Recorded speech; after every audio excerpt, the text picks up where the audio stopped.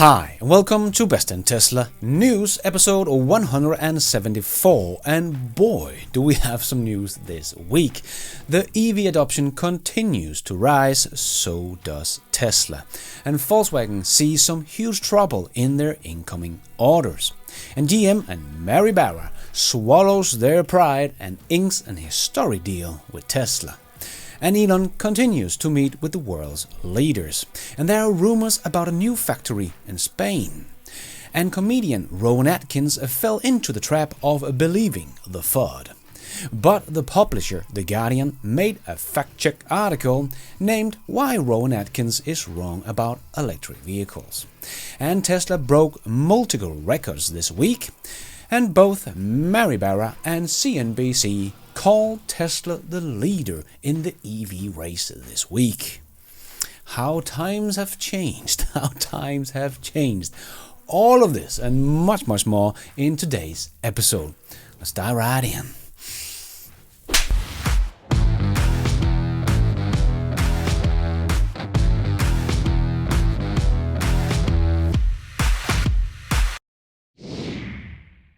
Let's put our living stereo stylus in this groove.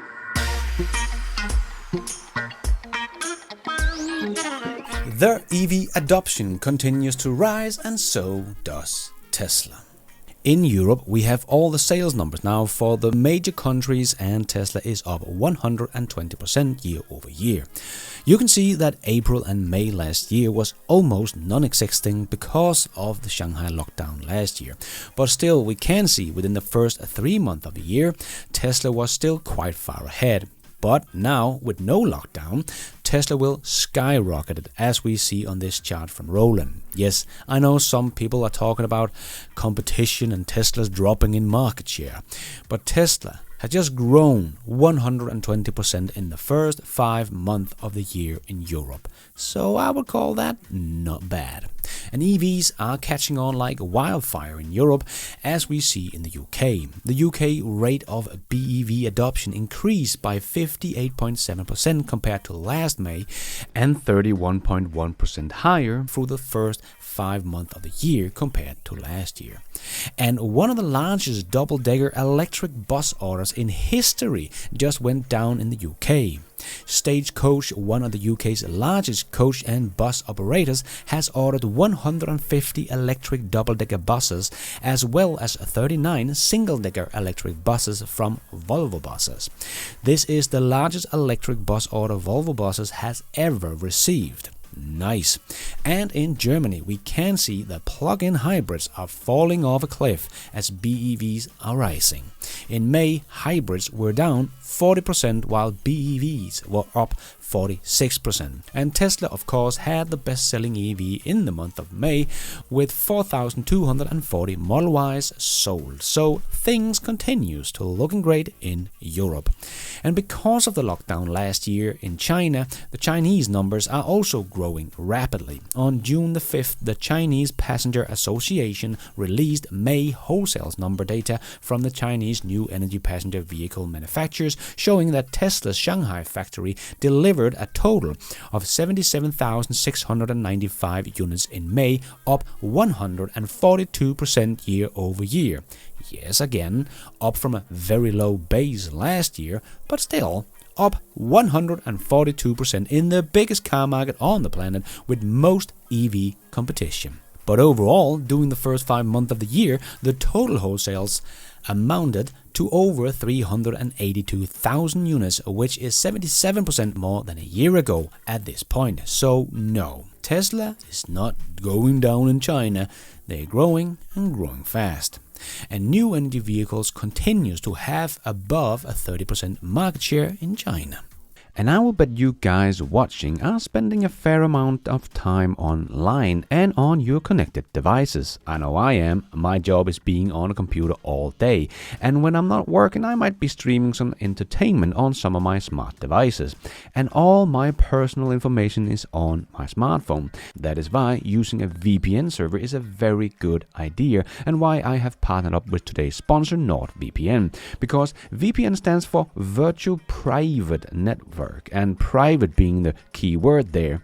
A VPN will encrypt internet traffic and hide your IP address and virtual location, so it will boost your privacy and security online, which is much needed these days.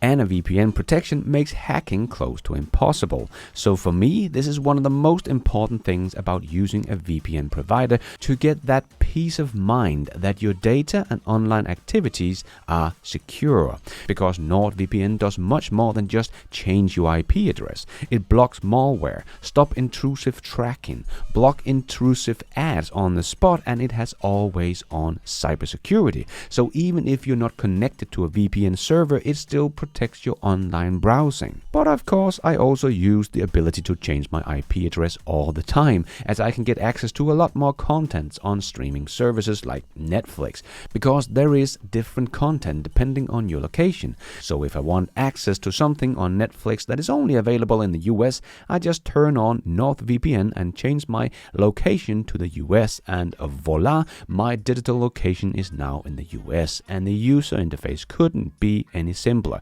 You just click the country you want your IP address to be in, and that's it. Couldn't be any simpler. If you want to check it out, and you should if you care about your online privacy and security, NordVPN have a great deal for you. By clicking my link down below, you will get 4 bonus months for free on a 2-year plan. And it's risk-free with NordVPN's 30-day money-back guarantee, so you have nothing to lose. So click the link down below to get started today. And a big thanks to NordVPN for sponsoring this video. Volkswagen might be seeing some huge trouble in their incoming orders, which seems to be hidden by their order backlog. As Alex shared on Twitter, according to the FAZ, a German news outlet, the Volkswagen Group is having massive problems with incoming orders, so production at Volkswagen's German plant is working off the backlog that still exists, and that has been created by the chip shortage, among other things. And we are not talking about EVs, but all cars. Once the already reduced backlog is dried up, the automaker will not have enough orders to keep production going and will be forced to short worker and halt production. At the end of this month, the generous German government subsidies for short-time work, which was introduced during the COVID to provide financial support to companies, will also be eliminated, at which point Volkswagen will be forced to lay off staff and accept higher losses. We live off the order backlog, but there is an end in sight, a Volkswagen manager who doesn't want to be named said. Yes, the reason why that the recession that might have already hit in Germany doesn't seem as hard for the automaker just yet is probably because the automakers are still living off their backlog. But when that dries up, it starts to get very serious very quickly. And I think people that are still in need of a car will think twice about what kind of car they will be buying. The old school ICE car, which value will probably drop off a cliff over the next couple of years, or buy the new technology that is catching on quickly. And because people do understand that if you buy a Tesla, you will in 3 years' time still have an electric vehicle that is completely up to date with its software, it makes for a good bargain. Where if you buy the ID.3, it will already be kind of outdated with the software and technology it has today. So if the recession really hits hard in Germany and other countries, I think Tesla will be one of the automakers that will come out on the other side with the fewest cuts and only stand stronger. But we might have big trouble heading for the German auto industry, which so far has been hiding behind the OEM's backlog. GM's CEO Mary Barra has recognized Tesla as the EV industry leader. Now that is a dramatic shift in perspective, but we also learn why the change of heart as GM partners up with Tesla.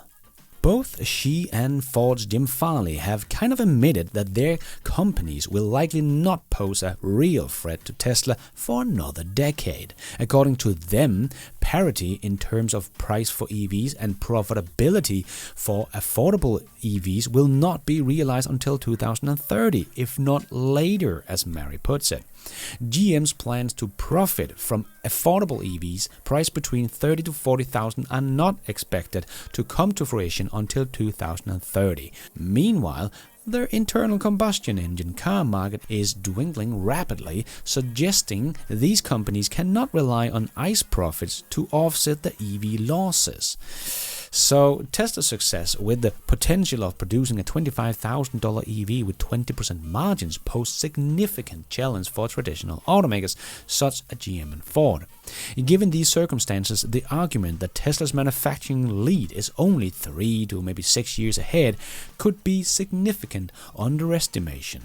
Furthermore, Tesla is expected to introduce the new vehicle by 2025, and it's projected to only cost Tesla around $18,000 to produce. This vehicle, priced at $25,000 with a 20% gross margin, may be a benchmark GM may never reach. According to Farley, Ford will never match Tesla's in terms of production cost, as they are aiming for 8% gross margin by the end of this decade. These declarations underline Tesla's potential insurmountable lead in the EV manufacturing. Even with high-priced electric pickup trucks, traditional automakers may struggle to get profits due to the massive battery required for decent range. This situation reinforced the prediction that Tesla's dominance in the EV market will remain unchallenged for the next decade. And Jim also explains why software is so difficult for the legacy automakers, as we heard Herbert Diess explain a couple of years back. If I explain to the listeners how crazy our software system is and why it's so difficult for legacy car companies to get software right, I'll do it very quickly. Yeah. So to save probably $500 a vehicle, or let's say 350 quid a vehicle. Yeah. We farmed out all the modules that control the vehicles to our suppliers because we could bid them against each other. So Bosch would do the body control module, someone else would do the seat control module, someone else would do the engine control module. Right. And we'd have about 150 of these modules with semiconductors all through the car. The problem is the software are all written by, 150 different companies, and they don't talk to each other. Right. And so even though it says Ford on the front, yeah, I actually have to go to Bosch to get permission to change their seat control software. Right. So wow. Even if I had a high-speed modem in the vehicle and I had the ability to write their software, it's actually their IP. And I have 150, we call it the loose confederation of software providers, 150 completely different software programming languages. All the structure of the software is different. It's millions of code, and we can't even understand it all. So, that's why at Ford, we've decided in the second generation product to completely insource the electrical architecture. Right. And to do that, you need to write all the software yourself. But just remember, car companies haven't written software like this. Yeah. Ever. They've never written software. So we're literally writing how the vehicle operates, the software to operate the vehicle for the first time ever. Yeah. Yes, easy making good software, but either is it making a supercharger network. And just 2 weeks after Ford announced a partnership with Tesla to get access to their supercharger network, Mary Barra joined Elon Musk on Twitter, the very place GM has pulled all its advertising from since Elon Musk took over. It must have hurt so bad, but they announced that GM will join Tesla and their charging network. Well, great, Elon. I'm really excited to join you on this, and so I'm really excited to announce our collaboration with you and with Tesla. And by the way, your team is fantastic. Your team is fantastic. Your team is fantastic. Your team is fantastic. That we plan to adopt the North American charging standard, and we're working really hard that our first vehicle will come in 2025. To me, what's even more exciting is that our existing EV customers can leverage the 12,000 Tesla fast chargers early next spring with an adapter. So I couldn't be more excited about what this is going to do for customers and for EV adoption. You're most welcome. It's an honor to work with you. Yes, the unspeakable alliance, but inevitable, GM, the once self-proclaimed leader in the EVs, teamed up with Tesla to fuel its electric fleet. That's right, General Motors vehicles will now have access to Tesla's extensive supercharging network, or at least half of it. This is huge news and may signal a game over for Electrify America, EVgo, and many of the others that did not meet up to the standard. Of course, Gordon Johnson thought it was bad news for Tesla, but everyone at CNBC just laughed in Gordon's face. Right. So with respect to this being checkmate, we think it's the opposite of checkmate. Uh-oh. And let me explain it. King me. One of the only modes. King me. One of the only modes. King me. One of the only modes. But I did make a whole video about this Friday, so if you want to learn more, check that one out, link down below. And Elon Musk continues to meet up with the leaders of the world. Wonder why they don't all want to talk to Mary Barra. But anyway, this time around, it is the Prime Minister of Mongolia. The Mongolian government said they talked about working together to research rare earth elements and battery minerals. And Mongolia being one of the world's most free market with non-tariff barriers, this would actually make a lot of sense. Also because Mongolia is loaded with these materials for EV batteries, as well as copper, which is very important in the electric vehicles of course. They just started mining one of the biggest copper mine and gold deposit in the world and plan to produce over 500,000 metric tons of copper every year.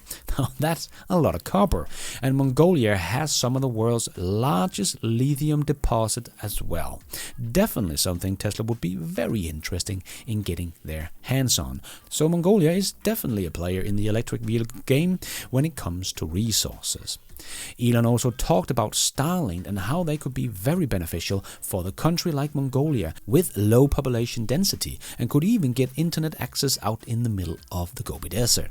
So Elon continues to help around the world and make sure Tesla will have all the materials they need to get to the 20 million EVs per year by 2030.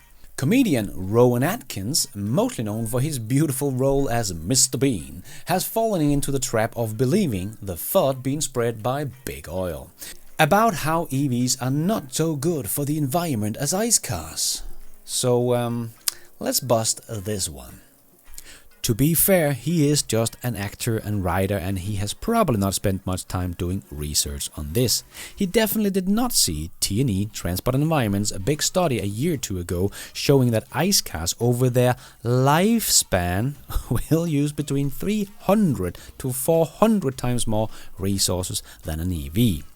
And he even goes on to embarrass himself even more by saying hydrogen and e-fuel might be the future. Oh my god, Rowan. I will leave a link to my videos about this down below so you can educate yourself on the matter. Meanwhile, Rowan Atkinson has quite some time to kill waiting for a cleaner transportation technology than BEV to arrive. But another writer for The Guardian, who's actually been in the car industry for decades, did make a counter article to Rowan's, and Robert from the Fully Charged Live show shared it on Twitter. Very well written, and that one actually made sense. But even The Guardian had to come out with a new article that said, fact-checked why Rowan Atkinson is wrong about electric vehicles, where they debunked many of the false claims that Rowan talked about in his article. So credit to The Guardian for correcting their own piece. So I hope Rowan Atkinson will continue to make us all laugh on TV, but stop talking about EVs, he clearly doesn't know anything about it. So maybe he should have looked at some of all the research that's out there, how an economy run fully on sustainable energy will require about 535 times less mining than the fossil fuel economy we have today. Every year, about 15 billion tons of fossil fuels are mined and extracted. That's about 535 times more mining than what is projected by the International Energy Agency to be needed for a clean energy economy by 2040. This little chart speaks for itself. If you want to learn more about it, don't forget to check out my video, The Materials We Mine, where I also talk about the Circular Gap Report. Link down below. And let's squeeze in the last short news topics into this new show. Yes, it's time for the Tesla Shorts. Tesla was back at the Nürburgring last week with the Plaid Model S with a track package and set a new lap record for production EVs at Nürburgring. So Porsche Taycan Turbo S did beat Tesla's first test around the track with 7 minutes and 33 seconds, but now Tesla's Plaid Model S did it in 7 minutes and 25 seconds. So back to you, Porsche. Now it's your turn again to see if your little performance EV can beat Tesla's family sedan around the Nürburgring. Good luck, and you can see the whole lap on Tesla's Twitter account. And the Tesla Model 3 just became cheaper than the Toyota Camry in California on the sticker price.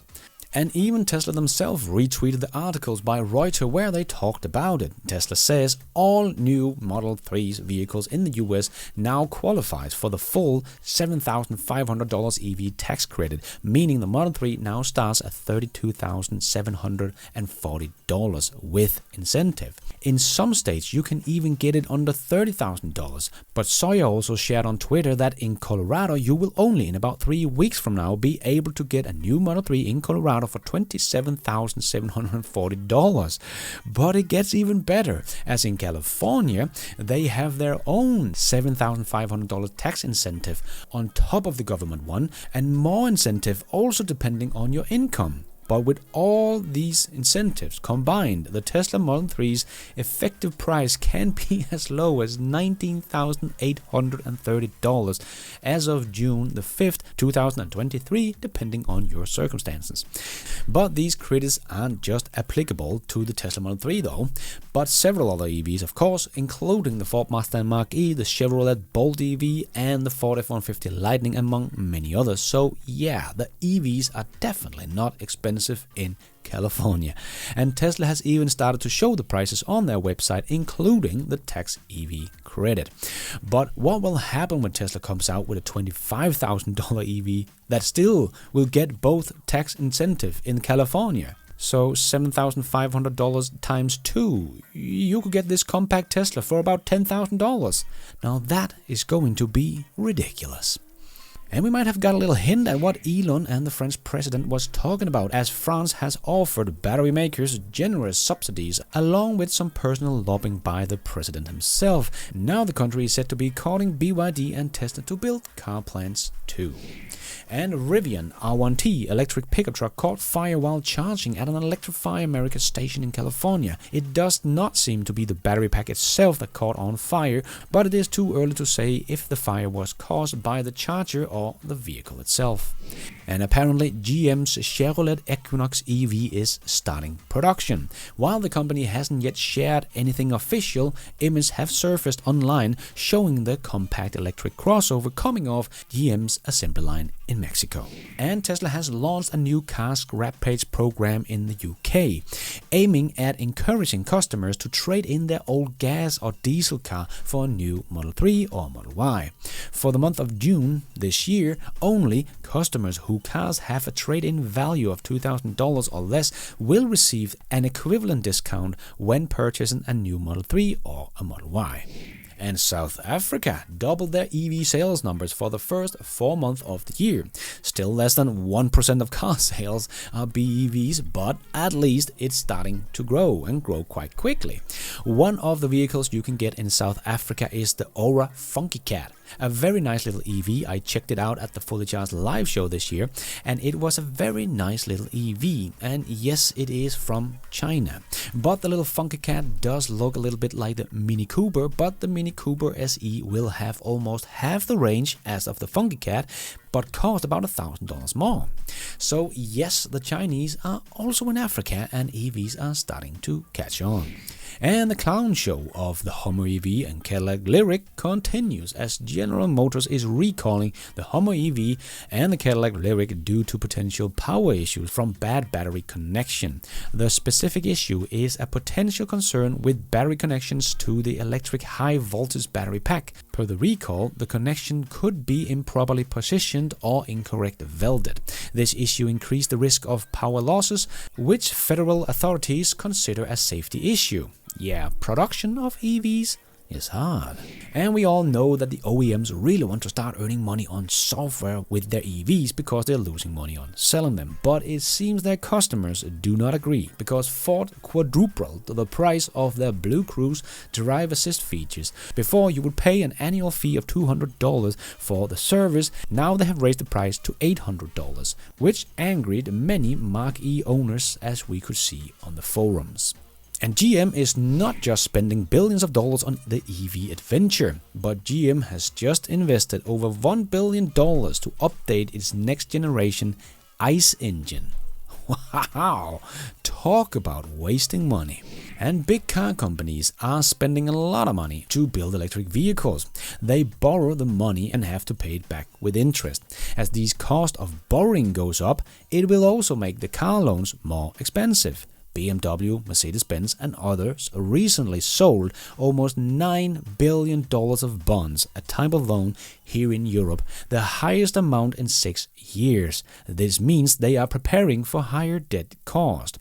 And unfortunately, these costs might increase the amount people have to pay when financing a car. Antoine Lesne, a big boss at State Street Global Advisor, says that this means that car leasing cost might go up. Car companies use borrowed money to offer customers good deals on the car financing, but they might not be able to keep these deals as good in the future. A person from Volkswagen say they will try their best to keep financing terms good. However, it is inevitable that a portion of these costs will need to be shouldered by their customers.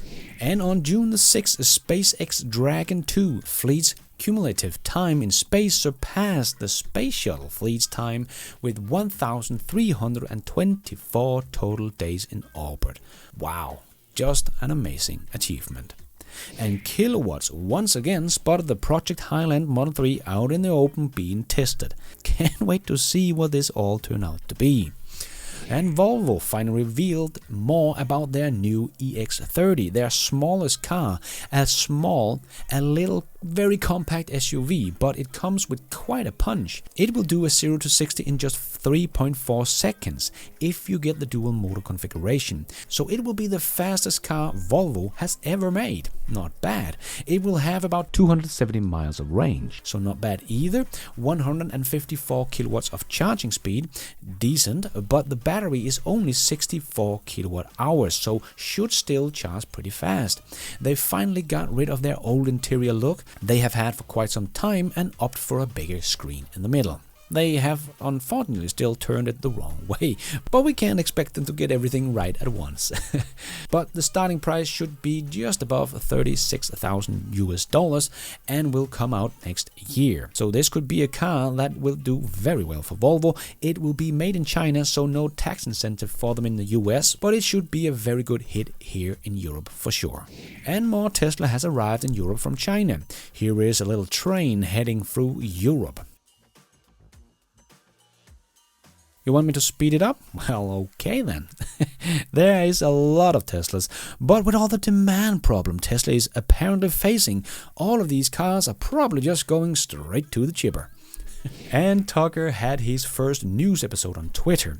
Lars, stop supporting Tucker. I am not supporting Tucker, man. I'm not hating on him either. I'm just trying to explain what is happening with Twitter and the mainstream media, and Tucker is just a very good example. His first news show on Twitter got over 70 million views in the first 18 hours. That is a pretty powerful number for a one-man show. To put this number into perspective, when Tucker was still on Fox, his average viewing numbers was around 3 million. So this is such a good showcase of the disruption we are seeing happening to the legacy mainstream media right now. And this comes at the same time as CNN's CEO is out due to poor performance. Yes, times are shifting, and Twitter, or X.com, could become a whole new thing. And according to Samuel, the government of New Orleans said this week that Elon Musk agreed to come at the start of the construction of the factory, which he estimates should be in about 10 to 15 weeks, when they have all the permits ready. So we should expect groundbreaking of that factory in August or September. And even though several of the incentives that made BEVs so popular in Norway have been removed or reduced, new car buyers are still finding EVs the most affordable option. CEO of OVF tells EV in Focus, "We have received 80% plus BEV share and the general acceptance of driving electric is high. Some car buyers still prefer ICE hybrids, and I think this will be the situation for time to come," he said. But cost of ownership is the main reason, he says. It's more affordable to drive BEV or hybrid car than a similar ICE car. In recent years, we have also seen the movement towards more climate awareness, although it's not a major concern with the majority of Norwegian car buyers. Yes, people in Norway have already learned that with true cost of ownership, EV wins. And there are some bad wildfires in Canada right now. You can even see how bad the smoke is all the way down in New York City on this video by Iron. But a good thing for all Tesla owners that owns a Model S or Model X or Model Y, because they all have Tesla's HEPA filters that will eliminate more than 99% of all particles from the air, making your Tesla one of the best places to be in a situation like this. And some good news about Tesla's wipers. As you may know if you own a Tesla, the automatic wipers doesn't always perform very well. But according to Elon, they will get super good. Nice. And Tesla apparently in talks with building a factory in Spain, the report says. I personally think Tesla is just in talks with many countries and trying to find out where to build the next one.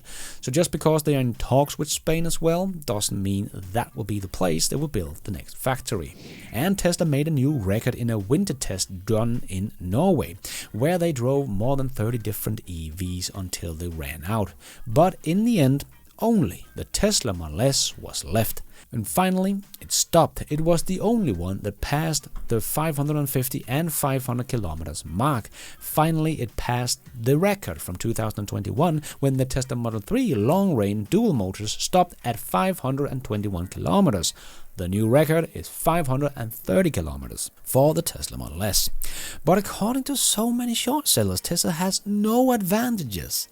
But the truth cannot be hidden in BS in the real world test, where Tesla's much better efficiency shows. And before we end off with a bit of fun, I just want to make a quick shout out to all my YouTube members, Patreon and executive producers. Thank you so much for supporting the show. Thank you so much for all your support. I am doing this all by myself, but you guys are all the producers of this new show. Thank you. And a big and special thanks to Supporter of the Week, and this week's winner is Architect. Architect has been a thank you for watching members of mine for 20 months, so thank you so much for all your support. Please contact me on this email down below so I can send you your Supporter of the Week winner t-shirt. Thank you. And let's end off with a bit of fun. There are things women can do, and there are things men should never do.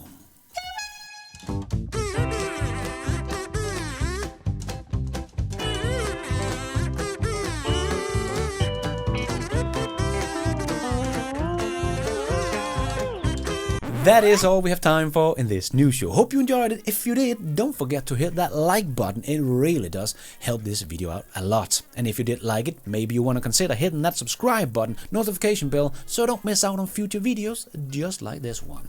And don't forget, if you want to become an executive producer and get news articles every day, Monday to Friday, video series, becoming news, access to all my research and charts and spreadsheets, and become part of my little exclusive club of executive producers, head over to bestintesla.com and join with the members button. If you're already a subscriber, thank you so much for your support, and if you want to support the channel even more, remember you can for as little as $1 become a patron of this channel and get your shout out on this show. You can also become a member of the YouTube channel to get a shout out and some extra perks. Hit the members button to find out more. And don't forget to follow me on Twitter. I tweet all the news as it comes out and more. And check out the merch store to get some merchandise and support the show. Now it's also possible to support the show without buying anything, becoming a member or a patron. There is a link to a donation options in the show notes. And also as simple as hitting the super like button. But going forward, I will be making more videos for patrons and members only. And I will give my YouTube members and patrons early access to my videos whenever possible and make my videos ads free for members and patrons only. So don't miss out. And thank you for watching. And until next time, take care out there and be nice.